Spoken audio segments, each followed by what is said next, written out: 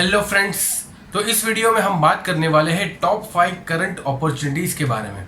Friends, बात करें अगर पहली अपॉर्चुनिटी की, तो पहली अपॉर्चुनिटी है आईआईएससी बेंगलोर की तरफ से। आईआईएससी बेंगलोर का अगर आप पोर्टल देखोगे तो वहाँ पर लिखा हुआ है, एडवर्टाइजमेंट आ चुकी है एमटेक के बारे में, और वहाँ पर काफ़ी डिटेल में सारी चीज़ें दी हुई है, कट ऑफ वगैरह, लास्ट डेट, स्टार्टिंग डेट, सारी चीज़ें वैसे दी हुई है। लेकिन जो इंपॉर्टेंट टॉपिक्स है, जो इंपॉर्टेंट पॉइंट्स है, वो हम डिस्कस करेंगे यहाँ पर। आईआईएससी बेंगलोर में एमटेक जो होगा वो होगा गेट 2019, गेट 2020 एंड गेट 2021 के बेसिस पर। बात करें अगर कट ऑफ्स की, तो वहाँ पर पिछले 5 साल का कट ऑफ ऑलरेडी दिया हुआ है। अगर हम सिविल इंजीनियरिंग की बात करें तो गेट 2020 के बेसिस पर वहाँ पर सिविल इंजीनियरिंग में जो लोवेस्ट कट ऑफ था जनरल कैटेगरी के लिए वो था 778 गेट स्कोर की बात यहाँ पर चल रही है। और अगर ओबीसी की बात करें तो वहाँ पर गेट स्कोर था 707 गेट 2020 के बेसिस पर। और एससी की बात करें यानी शेड्यूल कास्ट, तो वहाँ पर गेट स्कोर था 630 लोवेस्ट गेट स्कोर। और एसटी की बात करें तो 608। और इसी तरीके से आप देख सकते हैं ईडब्ल्यूएस पीडब्ल्यूडी के बारे में। सिमिलरली अगर गेट 2019 के बारे में बात करें तो गेट 2019 में सिविल इंजीनियरिंग कोर की हम यहाँ पर बात करें तो वहाँ पर जनरल कैटेगरी का लोवेस्ट कट ऑफ था 734 गेट स्कोर, ओबीसी का लोवेस्ट कट ऑफ था 693 और एससी का लोवेस्ट कट ऑफ था 518। और इसी तरीके से बाकी ब्रांचेस के बारे में आप देख सकते हो। यहाँ पर एक नोटिस करने वाली बात ये कि ईडब्ल्यूएस का 2019 में लोवेस्ट कट ऑफ था 460 मतलब 5000 के रैंक जिसका था उसका भी हो गया होगा ईडब्ल्यूएस कैटेगरी में। तो यहाँ पर मेरा आपसे यही सजेशन है कि अगर आपका 2000 के अंडर रैंक आता है या उसके आसपास भी रैंक आता है तो आप ये मत सोचो कि आईआईएससी बेंगलोर में नहीं होगा। आईआईएससी बेंगलोर में हो जाएगा, कोई टेंशन वाली बात नहीं। आप अप्लाई तो करके देखो। यहाँ पर एप्लीकेशन फ़ीस की बात करें तो थोड़ी सी ज़्यादा है। जनरल कैटेगरी ओबीसी ईडब्ल्यूएस की एप्लीकेशन फ़ी है यहाँ पर ₹800। एससी एसटी पीडब्ल्यूडी की जो फीस है वो 400। और इसी तरीके से आप देख सकते हो बाकी के बारे में। अब यहाँ पर हमने कट ऑफ की बात कर ली गेट 2020 और 2019 की। बाकी 5 साल के कट ऑफ आप देख ही सकते हो वेबसाइट पर, काफ़ी सिस्टमेटिक वे में सारी चीज़ें दी हुई है आईआईएससी बेंगलोर की। और अगर अभी यहाँ पर जो हमने बात की कट ऑफ वगैरह की, ये तो कोर सिविल की है। अगर आप इंटरडिसिप्लिनरी के अंदर जाओगे तो वहाँ पर अर्थ साइंस, क्लाइमेट चेंज, वहाँ पर जो गेट स्कोर बहुत ही कम है। इवन मैंने देखा कि 600 गेट स्कोर के ऊपर भी आईआईएससी बेंगलोर में हो जाता है। तो अगर आईआईएससी बेंगलोर जो दुनिया की सबसे अच्छी यूनिवर्सिटीज़ में से एक आती है, जो सबसे अच्छी इंस्टीट्यूट में से एक आती है आईआईएससी बेंगलोर, अगर आपको वहाँ पर मिल रहा है तो जाना चाहिए। लेकिन सबसे बड़ा जो प्रॉब्लम है जो मैंने देखा है कि लोग डरते हैं, उनको लगता है कि होगा नहीं, आईआईएससी बेंगलोर में नहीं होगा तो अप्लाई ही क्यों करें। मेरा आपसे यही सजेशन है कि अप्लाई तो एटलीस्ट कर ही देना चाहिए। अगर आपका ठीक ठाक गेट स्कोर आ रहा है, जैसा कि अगर 600 या उसके आसपास भी आ रहा है तो अप्लाई कर देना चाहिए। थोड़ा अगर ब्रांच के साथ कॉम्प्रोमाइज़ हो, लेकिन अगर आपको आईआईएससी बेंगलोर में पढ़ना है तो करना चाहिए। अब यहाँ पर लास्ट डेट की बात करें तो आईआईएससी बेंगलोर में लास्ट डेट जो है वो 31/3/2021 है। और एक चीज़ यहाँ पर बहुत इंपॉर्टेंट मैं आपको बता दूँ कि कितने लोग सोच रहे हैं कि अभी COAP, ठीक है, कॉमन ऑनलाइन एप्लीकेशन पोर्टल, जो आईआईटीज़ और 1-2 PSU को भी अंदर शामिल करता है, तो वो लोग सोचते हैं कि COAP के थ्रू करेंगे। अरे भाई, आपको किसी भी आईआईटी या आईआईएससी बेंगलोर में एडमिशन लेना है तो पहले इंडिविजुअली अप्लाई करना पड़ता है। COAP तो आपको एक अच्छे से अरेंज करके देगा कि आपका पहला प्रेफरेंस कौन सा है, आपका दूसरा प्रेफरेंस कौन सा है, ये सारी चीज़ें। तो इंडिविजुअल आईआईटी, इंडिविजुअल आईआईएससी में तो आपको अप्लाई करना ही है। उसके बाद COAP आएगा, वहाँ पर आपको सिर्फ ये सिलेक्ट करना है कि कौन सा आपका प्रेफरेंस है, ठीक है। तो ये गलती मत करना कि COAP का वेट करो और यहाँ पर डेट भी निकल जाए। लास्ट डेट जैसा कि हमने कहा कि 31 मार्च है 2021 आईआईएससी बेंगलोर के लिए। फ्रेंड्स, बात करें अगली अपॉर्चुनिटी की, तो अगली अपॉर्चुनिटी है NPCIL nuclear power corporation of India limited की तरफ से। यहाँ पर गेट 2019, गेट 2020 और गेट 2018, ठीक है, 18, 19 और 20 के बेसिस पर है। 21 वाले यहाँ पर शामिल नहीं है, इस वजह से क्योंकि ये जो अपॉर्चुनिटी है ये पिछले साल आनी थी। ये जो वैकेंसी है ये जो पिछले साल आनी थी, लेकिन कोरोना के कारण थोड़ी डिले हो गई, कोविड-19 के कारण थोड़ी डिले हो गई। तो अब यहाँ पर इन्होंने क्या किया, मुझे ऐसा लगता कहता है कि इन्होंने 2018, 2019 और 2020 के जितने भी एलिजिबल लोग थे सभी को इन्होंने मेल कर दिया है। तो अगर आपको मेल आया है तो आपको NPCIL का फॉर्म भरना चाहिए, डेफिनेटली भरना चाहिए। मैकेनिकल के लिए तो काफ़ी अच्छा है 85, लेकिन हम अगर सिविल की बात करें, और बाकी ब्रांचेस का आप वैकेंसी डिस्ट्रीब्यूशन देख सकते हो स्क्रीन पर, लेकिन सिविल की अगर पर्टिकुलरली बात करें तो सिविल में टोटल 35 वैकेंसी है, जिसके अंदर अनरिजर्व ओनली 13 है, सिर्फ और सिर्फ 13 है। लेकिन NPCIL क्योंकि अपने इंटरव्यू के लिए जाना जाता है, यहाँ पर इंटरव्यू के बेसिस पर आपका हो जाएगा सिलेक्शन, लेकिन पहले आपको गेट स्कोर के थ्रू शॉर्टलिस्ट किया जाएगा। तो अगर आपको भी मेल आया है NPCIL के तरफ से तो मेरे हिसाब से आपको करना चाहिए, क्योंकि ये पुरानी वैकेंसी है, हो सकता है ज़्यादा लोग ना भी भरें। लेकिन सबसे इंपॉर्टेंट बात ये कि ये 9 मार्च जो है इसकी लास्ट डेट है, 9 मार्च, यानी कि अभी 1-2 दिन ही बाकी है जब मैं ये वीडियो अपलोड कर रहा हूँ। तो 1-2 दिन ही बाकी है। तो अगर आप इंटरेस्टेड हो, अगर आपने अभी तक नहीं भरा और अगर आपको मेल भी आया है तो आप डेफिनेटली यहाँ पर अप्लाई कर सकते हैं। बात करें अगली अपॉर्चुनिटी की, तो अगली अपॉर्चुनिटी है IIT इंदौर की तरफ से। IIT इंदौर के अंदर डायरेक्ट PhD प्रोग्राम यहाँ पर स्टार्ट होने जा रहा है, तो उसके रिगार्डिंग एडवर्टाइजमेंट आ चुकी है। आप ऑफिशियल वेबसाइट विजिट कर सकते हैं, डिटेल में वहाँ पर सारी जानकारी दी हुई है। अब यहाँ पर इंपॉर्टेंट पॉइंट डिस्कस करते हैं। सबसे पहले तो मैं आपको ये पॉइंट बता दूं कि यहाँ पर इन्होंने क्लियरली मेंशन किया है, applications are invited from highly motivated and research oriented candidates. अगर आप रिसर्च ओरिएंटेड माइंडसेट रखते हैं और आप हाईली मोटिवेटेड है टुवर्ड्स रिसर्च, तो आपको जाना चाहिए डायरेक्ट PhD में। ऐसा ना हो कि आपका कॉमर्शियल माइंडसेट है, आपका कुछ अलग माइंडसेट है, रिसर्च माइंडसेट नहीं है और आप डायरेक्ट PhD में अप्लाई कर दी, तो इससे आपको over a period of time नुकसान ही होगा।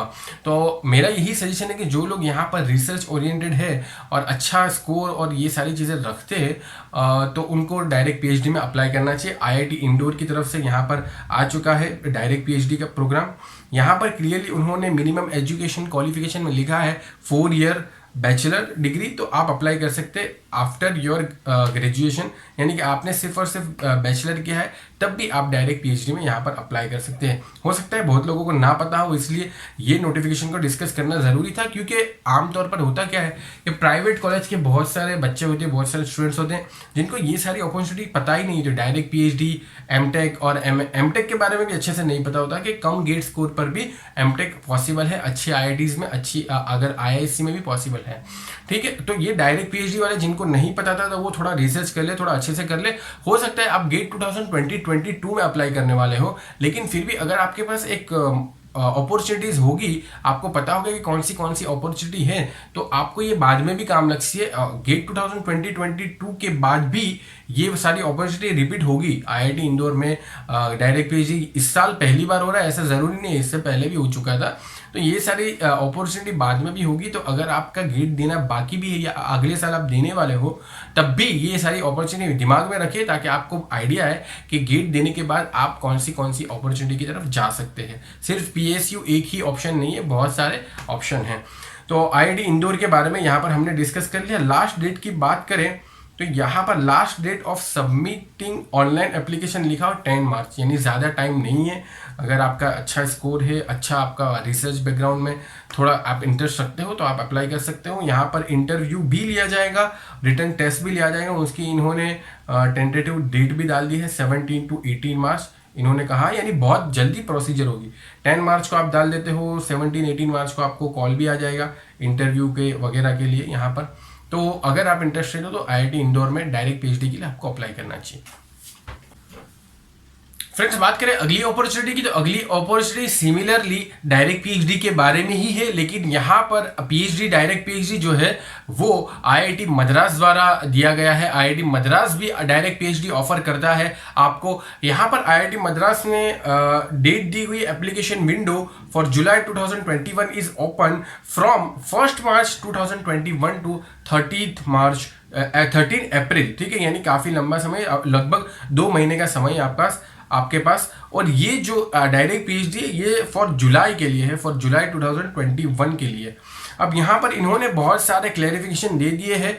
Candidates who are in their final semester और final year of their undergraduate programme, यानी अगर आप फाइनल ईयर के स्टूडेंट हो तो उनके बारे में कहा गया है वो भी अप्लाई कर सकते हैं। May also apply now against for admission of MS यहाँ पर MS और रिसर्च के बारे में भी नोटिफिकेशन जारी किया गया है। PhD और direct PhD programme for July 2021 admission.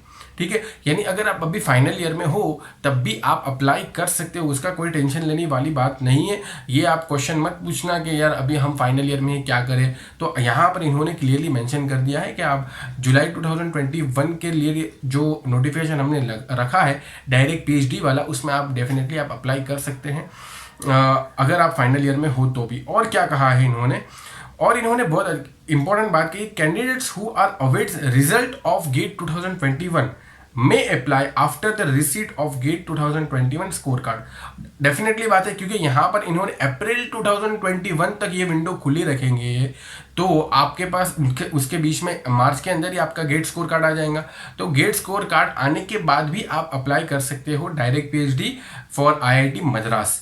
ठीक है, तो यहाँ पर काफ़ी सारा क्लेरिफिकेशन इन्होंने दे दिया है। डिटेल्स के लिए आप IIT मद्रास की ऑफिशियल वेबसाइट पर जा सकते हो, वहाँ पर डायरेक्ट PhD के बारे में और MS के बारे में उन्होंने कई सारे पॉइंट भी क्लेरिफाई किए और सिस्टमेटिक मैनर में सारी चीज़ें दी हुई है। यहाँ पर हम इंपॉर्टेंट पॉइंट डिस्कस कर रहे हैं। अब फाइनेंशियल असिस्टेंट की बात करें तो यहाँ पर डायरेक्ट PhD के लिए 31,000 per month for first 2 years and 35,000 per month for subsequent 3 years। ठीक है, आपको पता ही अब इसमें क्या एक्सप्लेन करें। 31,000 काफ़ी अच्छा अमाउंट है डायरेक्ट PhD के लिए। आपको अगर सिलेक्ट होते हो तो आपको मिल जाएगा पहले 2 सालों के लिए, उसके बाद के जो 3 साल बचते हैं उसमें 35,000 पर मंथ दिया जाएगा। जबकि MS के लिए 12,400 जो MTech का है वही MS के लिए रहेगा। फ्रेंड्स, बात करें अगली अपॉर्चुनिटी की, तो अगली अपॉर्चुनिटी है हिंदुस्तान पेट्रोलियम कॉरपोरेशन लिमिटेड यानी कि HPCL की तरफ से। सभी को नोटिफिकेशन मिल चुका होगा, काफ़ी पॉपुलर है, सभी के पास नोटिफिकेशन पहुंच चुका होगा। लेकिन यहाँ पर हम कुछ इंपॉर्टेंट पॉइंट्स देखेंगे, सिलेबस के बारे में भी देखेंगे कि कैसे प्रिपेयर करना है वगैरह। तो जैसा कि सभी को पता है कि HPCL के अंदर जो वैकेंसी निकली हुई है वे विदाउट गेट है। यहाँ पर गेट स्कोर कार्ड की कोई भी नीड नहीं है। HPCL अपना खुद का एग्जाम लेगा। अभी तक जो होता था कि HPCL गेट के थ्रू रिक्रूट करता था, लेकिन 1-2 साल से बंद भी कर दिया था, कोई रिक्रूटमेंट नहीं था गेट के थ्रू, उनका डायरेक्ट कैंपस रिक्रूटमेंट होता था। लेकिन अब इन्होंने सोचा है कि ये जो है खुद का एग्जाम कंडक्ट कराएंगे। एग्जाम कैसे कंडक्ट कराएंगे, तो कंप्यूटर बेस्ड टेस्ट होगा, CBT होगा, 85% वेटेज, 85% वेटेज आपके पास CBT का है। ग्रुप टास्क का 5% वेटेज होगा, पर्सनल इंटरव्यू का 10% वेटेज होगा। फाइनल स्कोर की बात करें तो फाइनल स्कोर आपका मिनिमम क्वालिफाइंग मार्क्स यहाँ पर लिखा हुआ है 60% फॉर अनरिजर्व कैंडिडेट EWS। तो ओवरऑल जितना भी होगा यहाँ पर CBT, group task, personal interview, इसमें आपके 60% मिनिमम तो आने चाहिए। लेकिन ये मिनिमम से डेफिनेटली यहाँ पर कोई फायदा नहीं होने वाला, क्योंकि यहाँ पर कंपटीशन तगड़ा होने वाला। क्योंकि ये पहली बात तो ये विदाउट गेट है, तो बहुत सारे लोग अप्लाई करेंगे। दूसरी बात ये कि यहाँ पर वैकेंसी भी कम है। अगर सिविल की बात करें तो सिविल में सिर्फ 30 वैकेंसी है। फ्रेंड्स, अगर बात करें यहाँ पर सिलेबस की, तो सिलेबस में यहाँ पर इन्होंने मेंशन किया हुआ है जनरल एप्टीट्यूड, जिसके अंदर क्या क्या है, English language, quantitative aptitude test and intellectual potential test. ये तो बात हो गई जनरल एप्टीट्यूड की। जनरल एप्टीट्यूड कैसे प्रिपेयर करना हो तो आपको पता ही होगा। जनरल एप्टीट्यूड में सबसे पहली बात तो समझो कि यहाँ पर ओवरऑल आपके पास टाइम ज़्यादा है। अभी यहाँ पर वैकेंसी जो है एप्लीकेशन करने की डेट भी यहाँ पर 15 अप्रैल है। लास्ट डेट की बात करें तो 15 अप्रैल तक तो आप अप्लाई कर सकते हो। उसके बाद यहाँ पर इनका टाइम लगेगा, फिर आपको एग्जाम डेट आएगी और ओवरऑल बहुत टाइम लगने वाला है, यानी एटलीस्ट 3 महीने तो है आपके पास। तो जनरल एप्टीट्यूड आप अच्छा कर सकते हो। यहाँ पर जो भी चीज़ें मेंशन की है आप अच्छा डेफिनेटली कर सकते हो। आपके पास सफिशिएंट टाइम है अगर आपको ओवरऑल ये एग्जाम में अच्छा करना है तो। और टेक्निकल की बात करें तो टेक्निकल ऑब्लिक प्रोफेशनल नॉलेज में क्या लिखा हुआ है, comprising of question related to qualifying degree, educational background required for the apply position. अब एक बात तो ये होगा कि आप सोचो कि ये एजुकेशनल जो लिखा हुआ है कि टेक्निकल पूछेंगे, वो आप गेट EAC वगैरह से प्रिपेयर करो। ठीक है, ये एक आपका ऑप्शन होगा कि आप यहाँ से प्रिपेयर कर सकते हो। लेकिन आप एक बात सोचो कि HPCL जब गेट के थ्रू नहीं लेता था, यानी बहुत पुरानी बात कर रहा हूँ, आई थिंक 2011-12 की, तो उस टाइम पर ये अपना खुद का एग्ज़ाम लेता था। ठीक है, तो इसके अपने खुद के जो एग्जाम लिए हुए हैं उसके पेपर भी अवेलेबल है, टेलीग्राम वगैरह सबको डेफिनेटली मिल जाएंगे। तो HPCL ने जो पिछले यानी बहुत पुराने साल के जो पेपर्स है, सिविल या इलेक्ट्रिकल या मैकेनिकल जो भी ब्रांच से हो आप, तो उसके रिलेटेड जो क्वेश्चन है उसको आपको डेफिनेटली प्रिपेयर करना चाहिए। नो डाउट वो काफ़ी पुराने हैं, लेकिन हो सकता है कि वहाँ से आने की चांसेस है। डेफिनेटली कोई भी नहीं बता सकता कि कहाँ से क्वेश्चन आएगी, तो ऑब्वियस बात है। और अगर आपको अच्छा करना है तो ओवरऑल अच्छा कर लो। जैसे कि कोई ईएसी का कैंडिडेट है तो वो अगर अच्छा है ईएसी इंजीनियरिंग सर्विस एग्जामिनेशन के अंदर, तो वो कोई भी मेरे हिसाब से सॉल्व कर सकता है कोई भी क्वेश्चन एक्सेप्ट गेट। गेट का जो लेवल थोड़ा अलग है, तो यहाँ पर कोई टफ लेवल के क्वेश्चन नहीं आने वाला ऐसा प्रिडिक्ट किया जा सकता है। क्योंकि यहाँ पर एक बात जो इन्होंने मेंशन की उसमें देखो, question related to qualifying degree, तो यहाँ पर बहुत टफ लेवल के क्वेश्चन न एक्सपेक्ट करते हुए बेसिक लेवल के क्वेश्चन ही एक्सपेक्ट किए जाएंगे। जो पुराने इसने एचपीसीएल ने अपने पेपर्स में पूछे थे वो आप कर सकते हो। इसके अलावा ईएसी के क्वेश्चन भी कर सकते हो और एसएससी जेई वगैरह के भी क्वेश्चन कर सकते हो। डेफिनेटली कहने का मतलब है कि आपके पास सफिशिएंट टाइम है, तो आपके पास जितने रिसोर्सेज है उसका अच्छे से इस्तेमाल करते हुए आप यहाँ पर एक अच्छा प्रिपरेशन कर सकते हो, पर्टिकुलरली एचपीसीएल की जो सीबीटी होने वाली है उसके लिए। बाकी ग्रुप टास्क और पर्सनल इंटरव्यू के बारे में तो क्या ही पता है। एक बार आप अगर सीबीटी में क्वालिफाई हो गए तो मेरे हिसाब से बाकी के ग्रुप टास्क और पर्सनलिटी टेस्ट इतना मैटर नहीं करेंगे, क्योंकि सीबीटी का स्कोर यहाँ पर 85% वेटेज रखता है। अब बात करें टोटल यहाँ पर सीटीसी कितना है, सीटीसी 15.17 लाख से काफ़ी अट्रैक्टिव है नो डाउट, और इसी वजह से यहाँ पर कॉम्पिटिशन भी ज़्यादा होगा। और विदाउट गेट है तो आई थिंक सारे लोग अप्लाई करेंगे। एप्लीकेशन फ़ी यहाँ लेकिन यहाँ पर बहुत ज़्यादा रख दी है। एप्लीकेशन फ़ी जो है अनरिजर्व्ड ओबीसी और ईडब्ल्यूएस के लिए 1180 रुपीज़ है, काफ़ी ज़्यादा है। और बाकी लोगों के लिए 0 रुपीज़ है, एक भी फ़ी पे नहीं करनी। SC ST PWD के बाद उनको एक भी रुपया यहाँ पर नहीं भरना है। बाकी अनरिजर्व्ड ईडब्ल्यूएस ओबीसी को यहाँ पर 1180 रुपीज़ बहुत ज़्यादा फॉर्म की प्राइस रखी है। अब क्या करें, इन्होंने रखी है इसलिए कि खामखा लोग ऐसे ही फॉर्म ना फिल कर दें। इंपॉर्टेंट डेट की जैसे ऑलरेडी हम बात कर चुके हैं, 3 मार्च से ये एप्लीकेशन स्टार्ट हो जाएगा और हो गया है, और 15 अप्रैल इसकी लास्ट डेट है। तो ये थी यहाँ पर इस वीडियो में हमने सारी बातें की, जो टॉप 5 करंट अपॉर्चुनिटी थी उसको हमने डिस्कस किया। ऐसे ही आगे भी हम कुछ करंट अपॉर्चुनिटीज जो आती रहेंगी उसका अपडेट देते रहेंगे। आप चैनल को सब्सक्राइब कर सकते हो, लाइक भी कर सकते हैं। Thank you.